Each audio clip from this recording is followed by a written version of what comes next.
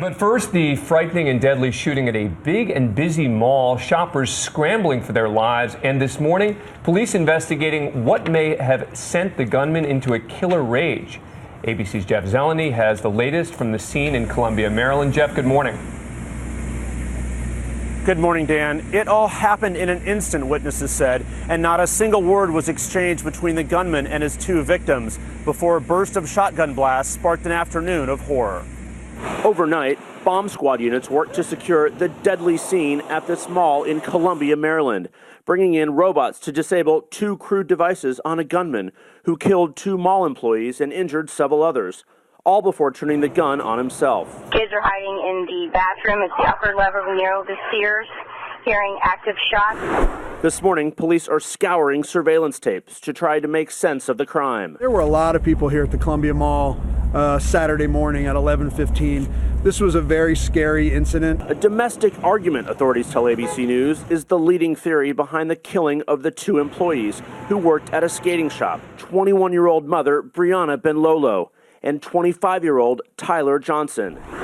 The shooting just outside Washington on Saturday sparked terror for hundreds of shoppers and store employees. Everybody ducked to the ground. I heard more than 10 shots. People started running and screaming, and then I hear it again.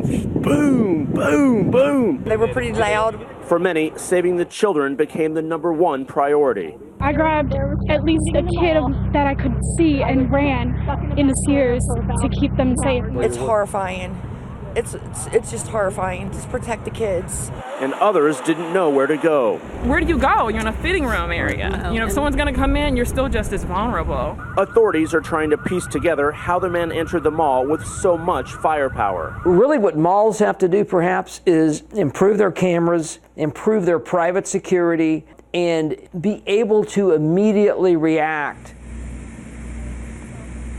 Now, authorities tell me the shooter had enough ammunition to kill so many more people, but he appeared to only target those two victims. Now, his name is not being released, but police are searching his apartment today, trying to piece together what put him on a path to kill. Bianna?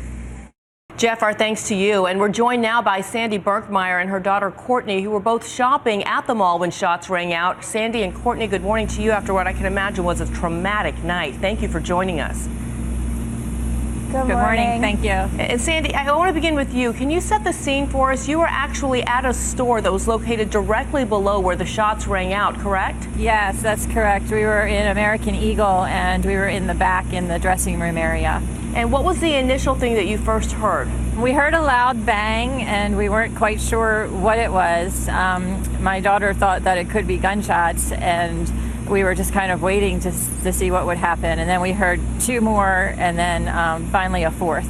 And Courtney, what did you do then when you did finally realize that there were gunshots going off at the mall? Where did you and your mom go? Well, we were already really close to the dressing room because I was actually trying clothes on. So we just got in the dressing room as fast as we could, and we crouched on top of the bench so that our feet weren't going to be seen under the dressing room because we didn't really know what was going on. We just knew there were gunshots. And can you describe the scene around you? Were there a lot of people there with you? Was there chaos? Was it orderly?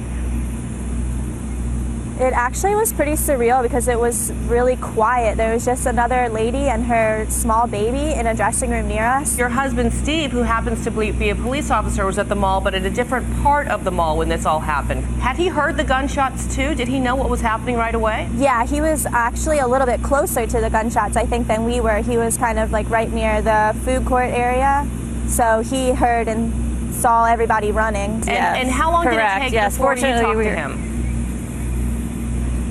He called immediately, probably after the third shot, and he did tell us that there was a shooter in the mall. So we knew at least that much, and fortunately we were able to stay on the cell phone with him the whole time, and that did make us feel better. And as a police officer, he's trained for these types of events. Was he telling you what to do in the moment? Yes, he did tell us that we were doing the right thing and staying in the dressing room was the correct thing to do. So let's just talk about what you were feeling, what was going on inside. How frightened were you two? And there's Sandy obviously wanting to protect your daughter, Courtney, as well. Yes, it was quite scary just because we didn't know what was going on. And Sandy, in the future, is this going to deter you, at least make you think twice before you head out to another crowded shopping mall? It'll definitely be in my mind. It's going to always be there. It won't prevent me, obviously, from going out again, but I think it'll be a little while before I do. Yeah, I can imagine. Well, we are so thankful that you are okay this morning and that you were able to join us and tell us your story and that you ultimately were able to turn to your father for some help. Thank you. Thanks. And of course, you can't blame Sandy for saying that she's going to at least think twice now before she goes out to another shopping mall. But she did say the police reaction was prompt and it probably did prevent other deaths. It's so scary when you think about it happening in a mall. That's just right. And they were fortunate to have their father on the phone with them too, walking them through every step to take. Well, it was really interesting to hear their perspective.